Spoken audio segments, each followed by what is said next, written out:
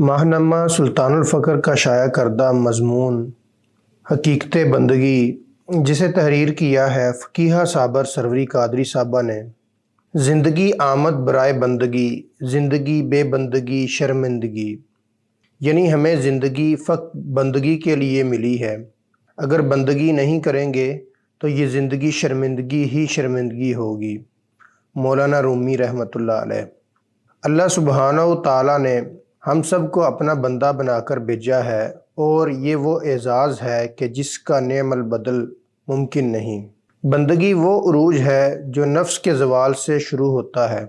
یہ وہ کمال ہے جو انہیں نصیب ہوتا ہے جو ایک در کے سوا کسی دوسرے در پر نہیں جھکتے، اور یہ ایسی معراج ہے جو اپنے آپ کو فنا کر دینے سے ملتی ہے۔ بندگی یا عبادات سے مراد انتہا درجے کا عجز و انکسار ہے، یعنی بندہ اپنے رب کے سامنے جس عاجز و تعظیم کی آخری حد کو چھو جاتا ہے، اس کا نام بندگی ہے، جو کہ تمام جن و انس کا مقصد حیات بھی ہے، جیسا کہ قرآن کریم میں ارشاد باری تعالیٰ ہے۔ ترجمہ: اور میں نے جنات اور انسانوں کو صرف اس لیے پیدا کیا کہ وہ میری عبادت بندگی کریں۔ سورۃ الذاریات آیت نمبر 56۔ علامہ ابن کثیر تفسیر مظہری میں اس آیت مبارکہ کی وضاحت میں لکھتے ہیں: میں نے جنوں اور انسانوں کو اپنی کسی ضرورت کے لیے پیدا نہیں کیا، بلکہ صرف اس لیے کہ ان کے نفع کے لیے اپنی عبادت کا حکم دوں۔ وہ خوشی ناخوشی میرے معبود برحق ہونے کا اقرار کریں، مجھے پہچانیں۔ تفسیر مظہری۔ انسان کی تخلیق کا مقصد کل مخلوقات و موجودات سے برتر ہے، جو فقط اللہ تعالیٰ کی عبادت و بندگی اور اطاعت و محبت سے عبارت ہے۔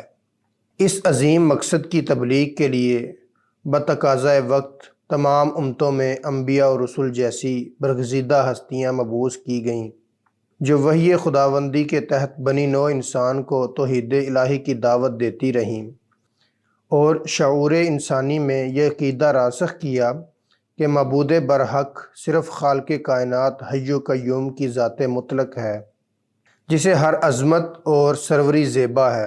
اسی کی عبادت کرو اور نفس و شیطان کی ہرگز پیروی نہ کرو، تاکہ ہمہ تن تقاضۂ عبدیت کا حق ادا کیا جا سکے۔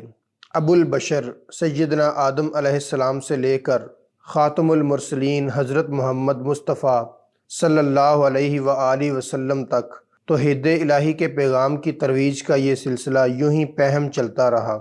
باب نبوت ہمیشہ ہمیشہ کے لیے بند ہوا تو انسان کی فلاح و اصلاح اور توحید حق کے پرچار کی یہ عظیم ڈیوٹی اصحاب اعظام، ائمہ مجتہدین، سلف صالحین اور اولیاء کرام کو سونپی گئی، جن کی تعلیمات قرآن کریم اور سنت نبوی صلی اللہ علیہ وآلہ وسلم کی روح کے عین مطابق خلق خدا کو صراط مستقیم کی جانب رہنمائی کرتی ہے، اور انسان کو خدا کا حقیقی بندہ بننے کا عملی درس دیتی ہیں۔ یہ تعلیمات اپنی روح میں لافانی اور مقصدیت میں آفاقی نوعیت کی ہیں، جو دین مبین کے ہر پہلو کا مفصل احاطہ کرتی ہیں۔ عبادت بندے اور خدا کے مابین تعلق کا بنیادی سبب ہے، اور یہ ایک ایسا موضوع ہے جس کی گہرائی اور لطافتوں سے آشنائی کے لیے کمال علم و دانش کے ساتھ ساتھ خود حقیقی بندگی میں بھی پختہ اور عالی مرتبت ہونا پڑتا ہے، جس سے ابدیت کے تقاضوں میں ابہام باقی نہیں رہتا، اور بندہ درجہ بدرجہ بندگی خدا میں کامل ہوتا چلا جاتا ہے۔ عبادت و بندگی کا سادہ سا مفہوم یہ ہے کہ وہ ہر کام جس سے اللہ تعالیٰ اور اس کے رسول صلی اللہ علیہ وآلہ وسلم نے منع فرمایا ہے، اس سے رک جانا، اور بارگاہ الہی و بارگاہ محبوب مصطفیٰ صلی اللہ علیہ وآلہ وسلم سے جو کام کرنے کا حکم ہو دل و جان سے اس پر عمل کرنا۔ بالالفاظ دیگر اطیعوا اللہ و اطیعوا الرسول کے عین مطابق خود کو عملاً ڈال لینا عبادت و بندگی ہے۔ ہم لوگ عبادات کا اہتمام تو بہت ذوق و شوق سے کرتے ہیں، نماز پنجگانہ کی پابندی کی جاتی ہے، رمضان المبارک کے روزوں کا اہتمام اور زکوٰۃ بھی ادا کی جاتی ہے، لیکن کردار میں کوئی خاطر خواہ تبدیلی دیکھنے میں نہیں آتی۔ جھوٹ بڑی فراخ دلی کے ساتھ بولا جاتا ہے، وعدے کی پاسداری نہیں کی جاتی، اپنے ذاتی مفادات کے حصول کے لیے ہر جائز و ناجائز راستہ اختیار کیا جاتا ہے۔ ہماری نمازیں خشوع و خضوع سے خالی ہیں، اعمال میں اخلاص نہیں بلکہ ریاکاری اور دکھاوا ہے، اسی لیے ہماری عبادتیں تاثیر سے خالی ہیں۔ ہمیں سمجھنا چاہیے کہ عبادات کے ساتھ ساتھ کردار کا ہونا بھی بہت ضروری ہے۔ حضرت عمر فاروق رضی اللہ عنہ کا قول مبارک ہے، انسان کو عبادات سے نہیں بلکہ اس کے معاملات سے پہچانو۔ ہم نماز پڑھتے ہیں، روزے رکھتے ہیں، زکوٰۃ دیتے ہیں، حج کرتے ہیں، قرآن کی تلاوت کرتے ہیں، ذکر کا اہتمام کرتے ہیں، قربانیاں کرتے ہیں، لیکن ان تمام عبادت کا ہم پر کوئی اثر ظاہر نہیں ہو پاتا۔ دلوں کی عمارتوں میں کہیں بندگی نہیں، پتھر کی مسجدوں میں خدا ڈھونڈتے ہیں لوگ۔ انسانی شخصیت میں عاجزی کمال بندگی ہے۔ خاتم النبیین حضرت محمد مصطفیٰ صلی اللہ علیہ وآلہ وسلم کو اللہ تعالیٰ نے نبوت کے ساتھ ساتھ بادشاہت کی دنیاوی نعمت اختیار کرنے کا موقع بھی دیا، تو آپ صلی اللہ علیہ وآلہ وسلم نے بادشاہت پر اللہ کی بندگی اور عبدیت کو ترجیح دی۔ آپ صلی اللہ علیہ وآلہ وسلم سے فرمایا گیا، ان شئت نبیا عبدا و ان شئت نبیا ملکا فقلت نبیا عبدا۔ احمد بن علی، مسند ابی یالی، رقم الحدیث 4920 4920۔ ترجمہ: اگر آپ صلی اللہ علیہ وآلہ وسلم چاہیں تو عبد نبی بنیں، اور اگر آپ صلی اللہ علیہ وآلہ وسلم چاہیں تو بادشاہ نبی بنیں۔ تو اس سوال اور اختیار کے جواب میں آپ صلی اللہ علیہ وآلہ وسلم نے عرض کیا، اے میرے رب، میں عبد نبی، بندگی والا نبی بنوں گا۔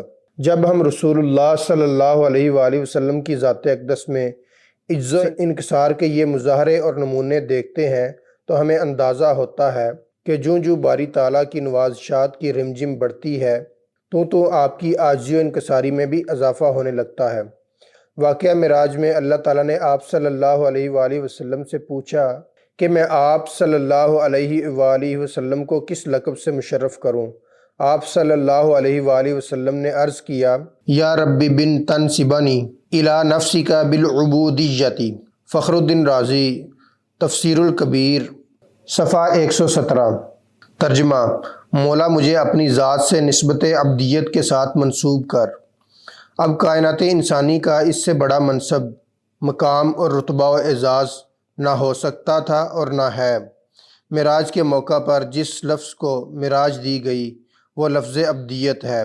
مقام عبدیت کا کمال اور عروج سراپا عاجزی اور انکساری ہے۔ عبد کی اقسام: ایک، عبد عابق، وہ بندہ جو مالک کی اطاعت اور فرمانبرداری سے بھاگ گیا ہو، عبد عابق کہلاتا ہے۔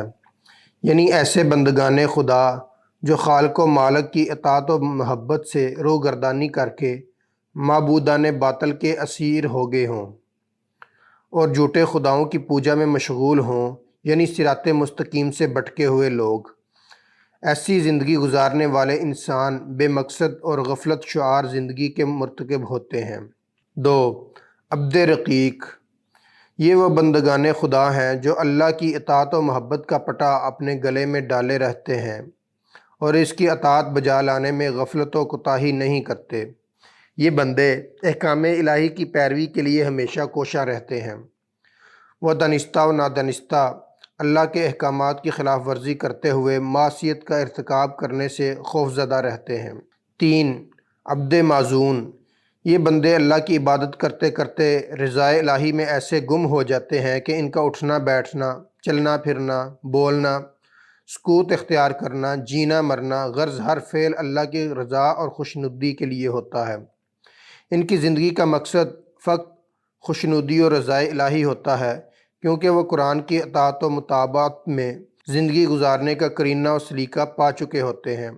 انہی کے متعلق قرآن میں ارشاد فرمایا گیا، قل ان صلاتی و نسکی و محیای و مماتی للہ رب العالمین۔ سورۃ الانعام، آیت نمبر 162۔ ترجمہ: فرما دیجئے کہ بے شک میری نماز اور میرا حج اور قربانی سمیت سب بندگی اور میری زندگی اور میری موت سب اللہ کے لیے ہے جو تمام جہانوں کا رب ہے۔ عبد و عبودیت: امام راغب اصفہانی رحمۃ اللہ علیہ کے خیال میں عبادت کا لفظ انتہائی درجہ کی عاجزی و انکساری ظاہر کرنے پر بولا جاتا ہے، لہٰذا عبادت کی مستحق بھی وہی ذات ہو سکتی ہے جو بے حد صاحب افضال و انعام ہو اور ایسی ذات صرف ذات الہی ہے، اس لیے فرمایا اللہ کے سوا کسی کی عبادت نہ کرو۔ امام رازی رحمۃ اللہ علیہ فرماتے ہیں ساری عبادتوں کا خلاصہ صرف دو چیزیں ہیں، ایک امر الہی کی تعظیم، دوسرا خلق اللہ پر شفقت یعنی حقوق اللہ اور حقوق العباد کی ادائیگی ہے۔ تفسیر کبیر۔ ارشاد باری تعالیٰ ہے وَاعْبُدُوا اللَّهَ وَلَا تُشْرِكُوا بِهِ شَيْئًا وَبِالْوَالِدَيْنِ إِحْسَانًا وَبِذِي الْقُرْبَى وَالْيَتَامَى وَالْمَسَاكِينِ وَالْجَارِ ذِي الْقُرْبَى وَالْجَارِ الْجُنُبِ وَالصَّاحِبِ بِالْجَنبِ وَابْنِ السَّبِيلِ وَمَا مَلَكَتْ أَيْمَانُكُمْ إِنَّ اللَّهَ لَا يُحِبُّ مَنْ كَانَ مُخْتَالًا فَخُورًا۔ سورۃ النساء آیت نمبر 36۔ ترجمہ: اور تم اللہ کی عبادت کرو اور اس کے ساتھ کسی کو شریک نہ ٹھہراؤ، اور اپنے ماں باپ کے ساتھ بھلائی کرو، اور رشتہ داروں اور یتیموں اور محتاجوں سے، اور قریبی ہمسایہ اور اجنبی ہمسایہ، اور ہم مجلس اور مسافر سے، اور جن کے تم مالک ہو چکے ہو، ان سے نیکی کیا کرو۔ بے شک اللہ اس شخص کو پسند نہیں کرتا جو تکبر کرنے والا، مغرور، فخر کرنے والا خود بین ہو۔ چنانچہ تکمیل ذات اور اللہ کا مطلوب انسان بننے کے لیے لازم ہے کہ ہم اس دنیا کے ہر شعبہ زندگی میں بندگی کی راہ اختیار کریں، کہیں بھی پائے استقلال میں لغزش نہ آنے پائے، اور عبد و معبود کے تعلق میں رخنہ اندازی نہ ہو۔ اپنے وجود کی اصلاح اسی عبادت کی صحت کو سمجھیں۔ مقام عبدیت انسان کو اپنے کردار کی بلندی اور روحانی عروج کا موقع فراہم کرتا ہے۔ المیہ یہ ہے کہ عوام الناس کا تصور عبادت محدود، مبہم اور ناقص ہے۔ محض نماز، روزہ اور حج ان کی عبادت کا محور ہوتا ہے، الا ماشاء اللہ۔ قربانی، تلاوت قرآن اور کچھ مسنون دعاؤں پر ان کا دین مکمل ہو جاتا ہے۔ ان ظاہری اعمال و اشغال کی تکرار نے عوام الناس کو عبادت کی اصل روح سے لا علم رکھا ہوا ہے۔ یہی وجہ ہے کہ انفرادی اور اجتماعی زندگی سے، رسمی سا ربط و تعلق اور زندگی کے دیگر حساس معاملات میں اللہ تعالیٰ کی کھلی نافرمانیوں کا ارتکاب عام روش ہے۔ تمام زور اور حساسیت حسن ظاہر پر مذکور ہوتا ہے، کیونکہ صرف ظاہر پر توجہ دینے والوں کے پاس بصارت تو ہوتی ہے مگر بصیرت نہیں ہوتی۔ اللہ کی بندگی و اطاعت کی راہ میں انسان اپنے نفس کے تقاضوں کی وجہ سے ساری عمر آزمائش میں مبتلا رہتا ہے۔ انسان کے ازلی دشمن شیطان نے ہر قدم پر انسانوں کو پھانسنے کے لیے جال پھیلائے ہوئے ہیں۔ اگر انسان ذرا سا بھی غفلت کا شکار ہوتا ہے تو شیطان کے جالوں میں ایسا پھنستا ہے کہ بعض اوقات اس سے چھٹکارا پانا ناممکن نہیں تو مشکل ضرور ہو جاتا ہے۔ شیطان کو اللہ رب العزت کے سامنے سجدہ کرنے سے روکنے والی شے اس کا سرکش نفس ہی تھا۔ اللہ پاک نے قرآن مجید میں اس واقعہ کو یوں بیان فرمایا ہے۔ ترجمہ: اللہ نے ارشاد فرمایا اے ابلیس، تجھے کس نے اس ہستی کو سجدہ کرنے سے روکا ہے جسے میں نے خود اپنے دستے کرم سے بنایا ہے؟ کیا تو نے اس سے تکبر کیا یا تو بزعم خواہش بلند رتبہ بنا ہوا تھا؟ اس نے نبی کے ساتھ اپنا موازنہ کرتے ہوئے کہا کہ میں اس سے بہتر ہوں، تو نے مجھے آگ سے بنایا ہے اور تو نے اس کو مٹی سے بنایا۔ سورۃ صاد آیت نمبر 75-76۔ شیطان کے سرکش نفس نے اس کو خالق حقیقی کی حکم عدولی پر مائل کیا اور اسے یہ سوچنے نہیں دیا کہ حکم دینے والی ہستی کون ہے، جس نے جن و انس اور تمام مخلوقات کو تخلیق کیا اور انہیں زندگی بخشی ہے۔ کس شے کو کس مادہ اور کس خمیر سے بنانا ہے، اس کی حکمت تو اس شے کا خالق ہی بہتر سمجھتا ہے۔ اللہ مصور کائنات بھی ہے اور مدبر کائنات بھی، وہ علم والا بھی ہے اور ہر شے سے باخبر بھی۔ ہم اللہ کی مصلحتوں اور حکمتوں کو نہیں سمجھ سکتے۔ عبادات دراصل عبدیت اور بندگی کی عملی شکل ہے۔ در حقیقت عبدیت وہ مضبوط رشتہ ہے جو بندے اور اس کے معبود کے مابین قائم ہوتا ہے، اور یہی وہ رشتہ ہے جو اپنے درمیان کسی دوسرے رشتے کا حائل ہونا برداشت نہیں کرتا اور اپنے مابین کسی قسم کے اشتراک اور آمیزش کو پسند نہیں کرتا۔ اس کی صحت و تندرستی اور اخلاص کو ہی عبادت کہا گیا ہے۔ اس عبادت کا تصور اسلام میں محض چند مخصوص عبادات کا ادا کر لینا ہی نہیں ہے، بلکہ یہ ایک ہمہ گیر تصور ہے۔ حضرت براء رضی اللہ عنہ روایت کرتے ہیں کہ رسول کریم صلی اللہ علیہ وآلہ وسلم نے صحابہ سے پوچھا، اسلام کا کون سا نیک عمل زیادہ ممتاز اور عالی ہے؟ صحابہ نے عرض کی نماز ہے۔ آپ صلی اللہ علیہ وآلہ وسلم نے فرمایا نماز بھی اچھا عمل ہے، اس کے بعد والا کون سا عمل ہے؟ صحابہ نے کہا زکوٰۃ ہے۔ آپ صلی اللہ علیہ وآلہ وسلم نے فرمایا زکوٰۃ بھی اچھا عمل ہے، اس کے بعد والا عمل کون سا ہے؟ صحابہ نے کہا رمضان کے روزے۔ آپ صلی اللہ علیہ وآلہ وسلم نے فرمایا یہ عمل بھی اچھا ہے، اس کے بعد والا عمل کون سا ہے؟ صحابہ نے کہا حج ہے۔ آپ صلی اللہ علیہ وآلہ وسلم نے فرمایا حج بھی اچھا عمل ہے، اس کے بعد والا عمل کون سا ہے؟ صحابہ نے کہا جہاد ہے۔ آپ صلی اللہ علیہ وآلہ وسلم نے فرمایا جہاد بھی اچھا عمل ہے، اس کے بعد والا عمل کون سا ہے؟ پھر آپ صلی اللہ علیہ وآلہ وسلم نے خود ہی فرمایا ایمان کا سب سے ممتاز اور اعلیٰ کڑا یعنی نیک عمل یہ ہے کہ تو اللہ تعالیٰ کے لیے محبت کرے اور اللہ تعالیٰ کے لیے بغض رکھے۔ مسند احمد بن حنبل 18723 18723۔ اس حدیث مبارکہ کی شرح میں حضرت مولانا بدر عالم میرٹھی لکھتے ہیں نماز، روزہ، زکوٰۃ اور حج بلا شبہ اسلام کے بنیادی ارکان ہیں اور ان کی نفی قطعاً نہیں کی جا سکتی، مگر اس حدیث مبارکہ میں جن افعال کا ذکر کیا گیا ہے وہ چونکہ مسلمانوں کی اجتماعی اور سماجی زندگی سے تعلق رکھتے ہیں، اس لیے ان کی اہمیت کو نظر انداز نہیں کیا جا سکتا۔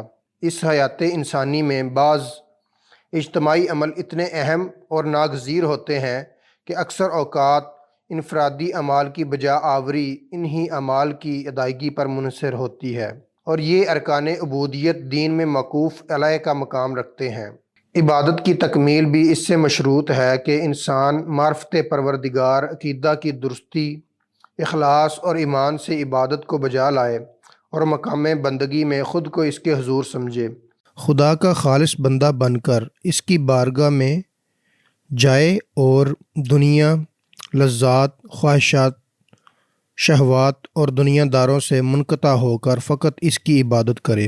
یہ بات بھی ذہن میں رہے کہ اللہ تعالیٰ کی بندگی ہی زندگی کا اصل مقصد ہے، کیونکہ یہی وہ ذریعہ ہے جس سے ایک بندہ اپنے معبود کی معرفت حاصل کرتا ہے اور دنیا و آخرت میں فلاح و کامرانی پاتا ہے۔ چنانچہ دنیا میں جتنے بھی انبیاء و مرسلین تشریف لائے سبھی نے اللہ وحدہ لا شریک پر ایمان لانے کے ساتھ اس کی عبادت و بندگی پر ہمیشہ زور دیا۔ اللہ تعالیٰ فرماتا ہے ترجمہ، اور ہم نے آپ سے پہلے کوئی رسول نہیں بھیجا مگر ہم اس کی طرف یہی وحی کرتے رہے کہ میرے سوا کوئی معبود نہیں، بس تم میری ہی عبادت کیا کرو۔ سورۃ الانبیاء آیت نمبر 25۔ اللہ تعالیٰ کی بندگی اور عبادات کا مطلب یہ ہے کہ بندہ اپنے دلی لگاؤ اور ربط و تعلق کو اللہ کے لیے خاص کر دے، اسی کو اپنا سب کچھ جانے اور اسی کی بارگاہ سے اپنی ہر حاجت پوری ہونے کی امید رکھے اور دل و دماغ میں صرف اس کی عظمت و بڑائی کا سکہ جمائے رکھے، غیر اللہ کا خیال ہرگز نہ آنے دے، زندگی کا کوئی بھی لمحہ اللہ تعالیٰ کی یاد سے غافل نہ رہے۔ بقول حضرت سلطان باہو رحمۃ اللہ علیہ، جو دم غافل سو دم کافر سانو مرشد اے پڑھایا ہو۔ یہ کیفیت و حالت ایک مومن کے اندر اسی وقت پیدا ہو سکتی ہے جب اس کے دل اور دماغ پر یہ چھا جائے کہ حقیقت میں تمام طرح کی عظمت و کبریائی اور حاکمیت صرف اللہ تعالیٰ کے لیے ہے، اس کے سوا کوئی شے توجہ کے قابل نہیں، گویا زندگی کے ہر شعبے میں اللہ ہی اللہ پیش نظر رہے۔ انسان اللہ کی عبادت اور پرستش اس لیے کرتا ہے کیونکہ وہی لائق عبادت ہے۔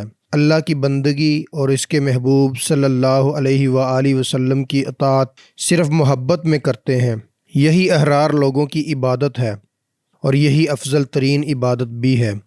ایسے بندوں سے اللہ بھی محبت کرتا ہے۔ سورۃ آل عمران میں ارشاد باری تعالیٰ ہے قُلْ إِن كُنتُمْ تُحِبُّونَ اللَّهَ فَاتَّبِعُونِي يُحْبِبْكُمُ اللَّهُ۔ سورۃ آل عمران آیت نمبر 31۔ ترجمہ، اے حبیب صلی اللہ علیہ وآلہ وسلم، آپ فرما دیں اگر تم اللہ سے محبت کرتے ہو تو میری پیروی کرو، تب اللہ تعالیٰ تمہیں اپنا محبوب بنا لے گا۔ امیر المومنین حضرت علی کرم اللہ وجہہ ارشاد فرماتے ہیں خدایا میری عبادت تیرے عذاب کے خوف اور ثواب کے طمع و لالچ میں نہیں ہے، بلکہ میں تیری عبادت اس لیے کرتا ہوں کہ تو اس کے لائق ہے۔ حضرت امام زین العابدین رضی اللہ عنہ فرماتے ہیں، جو لوگ کسی چیز جنت کی خواہش میں اللہ کی عبادت کرتے ہیں، ان کی عبادت تاجروں کی عبادت ہوتی ہے، اور جو لوگ اللہ کی عبادت کسی چیز جہنم کے خوف سے کرتے ہیں، ان کی عبادت غلاموں کی عبادت ہے، اور جو لوگ شکر کے عنوان سے اللہ کی عبادت کرتے ہیں وہ آزاد لوگوں کی عبادت ہے، اور یہی سب سے افضل عبادت ہے۔ یہ عبادت اور اطاعت کی قسمیں ہیں جو میزان کے اعتبار سے سب سے زیادہ بھاری ہیں۔ ان میں سے اللہ تعالیٰ آزاد لوگوں کی عبادت پسند کرتا ہے، چونکہ اس میں منعم عظیم کے شکر کے علاوہ اور کچھ نہیں ہے، نہ اس میں ثواب کا لالچ ہے اور نہ ہی اس کے عذاب کا خوف ہے۔ بقول شاعر، سجدوں کے عوض فردوس ملے یہ بات مجھے منظور نہیں، بے لوث عبادت کرتا ہوں بندہ ہوں تیرا مزدور نہیں۔ انسان کی عبادت کا مقصد صرف اللہ تعالیٰ کی رضا اور اس کا دیدار ہو۔ اس کی عبادت نہ مال و دولت، عزت و شہرت کے لیے ہو، نہ جنت کے لالچ کے لیے اور نہ ہی دوزخ کے خوف سے۔ الغرض تعلق باللہ کی لذت و حلاوت اور محبت الہی کی چاشنی و شیرینی بندے کو اس طرح محبوب تر ہو جائے کہ بارگاہ الہی میں حاضری کے وقت اس کے دل میں کسی غیر کا خیال تک بھی نہ گزرنے پائے، اور وہ ہر وقت بندگی کی اسی کیفیت میں رہے۔ ہر شخص اپنی معرفت اور ظرف کے مطابق اللہ کی عبادت کرتا ہے، جتنی معرفت ہوگی اتنی ہی بندگی عبادت ہوگی۔ امیر المومنین حضرت علی کرم اللہ وجہہ فرماتے ہیں، اس عبادت میں کوئی بلائی نہیں جس میں معرفت نہیں۔ حضرت علی کرم اللہ وجہہ کا ایک اور ارشاد گرامی ہے، جسے اللہ کی معرفت حاصل ہو جاتی ہے وہ گناہوں سے رک جاتا ہے۔ اللہ تعالیٰ بے نیاز ہے اور کائنات کی کوئی چیز اس کی ضرورت نہیں بن سکتی، کیونکہ ضرورت اور احتیاج کمال کے منافی ہوتا ہے، لہذا جن و انس کی عبادت کی خدا کو ذرہ بر ضرورت نہیں ہے۔ بلکہ اگر کائنات میں ایک فرد بھی اللہ کو اپنا خالق و مالک اور رب نہیں مانتا اور اس کی عبادت کرنے والا کوئی نہ ہو تو پھر بھی خدا کی خدائی میں فرق نہیں پڑتا اور اس کے کمال میں کوئی کمی پیدا نہیں ہو سکتی۔ اگر انسان اللہ کی اطاعت و بندگی کو اختیار نہیں کرتا تو وہ اپنی خواہش و ہوس کا بندہ ہے اور نفس کی غلامی اختیار کرتا ہے۔ وہ غیر خدا کی پرستش کرتا ہے، جیسا کہ فرمان رب العزت ہے، ارأیت من اتخذ الہہ ہواہ، سورۃ الفرقان آیت نمبر 43۔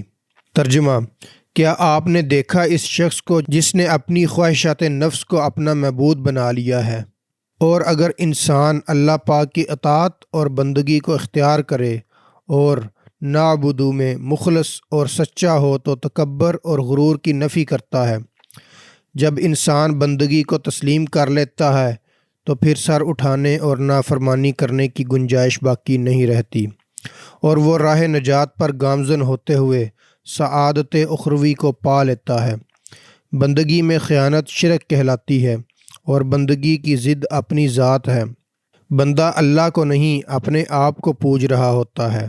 دل چاہا تو نماز پڑھ لی، دل چاہا تو خیرات کر دی، یہ تو مرضی کی عبادت ہے، اللہ کی بندگی نہیں، بلکہ بندہ اپنے تصور کو ہی پوج رہا ہوتا ہے۔ بعض لوگ اللہ کی عبادت دنیا کے لیے کرتے ہیں، جبکہ بعض آخرت کے لیے، اور بعض طبقات ایسے ہوتے ہیں جو اللہ کی عبادت اس کی رضا کے لیے کرتے ہیں۔ دنیا کے لیے عبادت و بندگی کرنے والوں کا انعام دنیا، آخرت کے لیے سر جھکانے والوں کا اجر آخرت، جبکہ رضائے الہی کے لیے سرب سجود ہونے والوں کو اللہ پاک اپنی رضا کا صلہ دیتے ہوئے فرماتا ہے کہ فَاذْكُرُونِی أَذْكُرْكُمْ، تم میرا ذکر کرو میں تمہارا ذکر کروں گا۔ دنیا و آخرت کے لیے عبادت کرنا حرص، طمع اور لالچ کی عبادت ہے۔ یہ تاجروں کا طرز عمل ہے۔ عبادت و بندگی کا آغاز ہی رضا سے ہوتا ہے۔ گویا عبادت و بندگی کی معراج یہ ہے کہ بندہ اللہ کی بارگاہ میں سر جھکائے ہوئے کہے لِرَبِّهِمْ سُجَّدًا وَقِيَامًا، ترجمہ: ہمارے سجود اور قیام اللہ کی رضا کے لیے ہیں، جبکہ ایک طبقہ عبادت گزار بندوں کا ایسا بھی ہوتا ہے جو رضا سے آگے بڑھ کر دیدار الہی تک پہنچتا ہے۔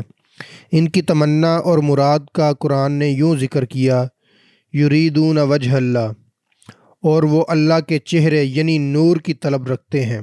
شیخ اکبر محی الدین ابن عربی رحمۃ اللہ علیہ اپنی تصنیف فصوص الحکم اور فتوحات مکیہ میں فرماتے ہیں: وجود اور احدیت میں تو سوائے حق تعالیٰ کے کوئی موجود رہا ہی نہیں، پس یہاں نہ کوئی ملا ہوا ہے نہ ہی کوئی جدا ہے، یہاں تو ایک ہی ذات ہے جو عین وجود ہے، دوئی کی یہاں کوئی گنجائش نہیں ہے۔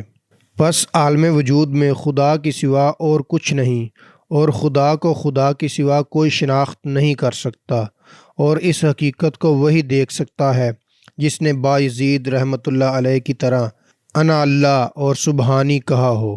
ہماری بندگی اگر خشوع و خضوع سے خالی ہے تو اس کا کوئی فائدہ نہیں۔ اللہ رب العزت چاہتا ہے کہ بندہ مخلص ہو کر اس کی عبادت کرے، خالق حقیقی کے سوا اس کے دل و دماغ میں کوئی نہ ہو، وگرنہ سب رائے گاں ہے، کیونکہ اللہ پاک کو چاہت میں ملاوٹ پسند نہیں۔ حضرت سخی سلطان باہو رحمۃ اللہ علیہ پنجابی بیت میں فرماتے ہیں: اندر وچ نماز اساڈی ہکسے جا نتیوے ہو، نال قیام رکوع سجودے کر تکرار پڑھیوے ہو، اے دل ہجر فراقوں سڑیا، اے دم مرے نہ جیوے ہو، سچا راہ محمد والا باہو، جیں وچ رب لبیوے ہو۔ حضور علیہ الصلاۃ والسلام کا راستہ فقر کا راستہ ہے، اور فقر کے راستہ پر چل کر اللہ پاک کی اطاعت، عبادت اور بندگی کر سکتے ہیں۔ یہ فقر ہی ہے جس کے متعلق حضور علیہ الصلاۃ والسلام نے فرمایا کہ فقر میرا فخر ہے اور فقر مجھ سے ہے۔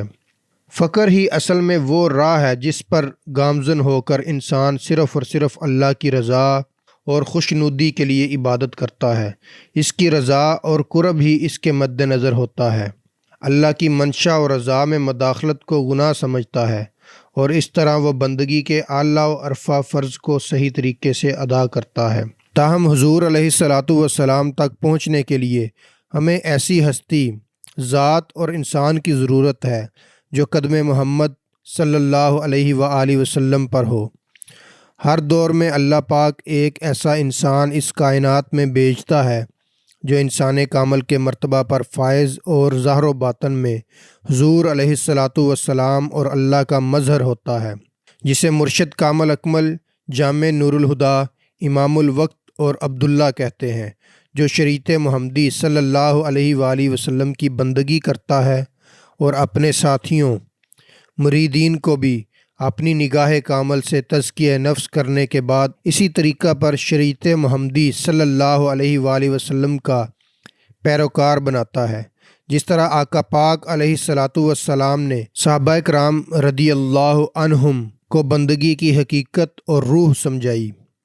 آج کے اس پرفتن دور میں میرے مرشد پاک سلطان العاشقین حضرت سخی سلطان محمد نجیب الرحمن مجز اللہ الاقدس ہی ایسی ہستی ہیں جو اپنی نگاہ کامل سے تزکیہ نفس کر کے بندے کو کامل بندگی سکھاتے ہیں۔ اللہ پاک ہمیں ہمارے مرشد کریم سلطان العاشقین مجز اللہ الاقدس کی صحیح معنوں میں اطاعت کی توفیق عطا فرمائے، کیونکہ آپ مجز اللہ الاقدس کی اطاعت ہی اطاعت رسول صلی اللہ علیہ وآلہ وسلم ہے، اور اطاعت رسول صلی اللہ علیہ وآلہ وسلم ہی اطاعت اللہ ہے، اور یہی اصل بندگی ہے۔ میرے عشق کا تقاضا تیرا حسن سرمدی ہے، تجھے دیکھتا رہوں میری یہی بندگی ہے۔ استفادہ کتب بہار الانوار، فصوص الحکم، فتوحات مکیہ، اقوال حضرت امام زین العابدین، ابد اور عبودیت۔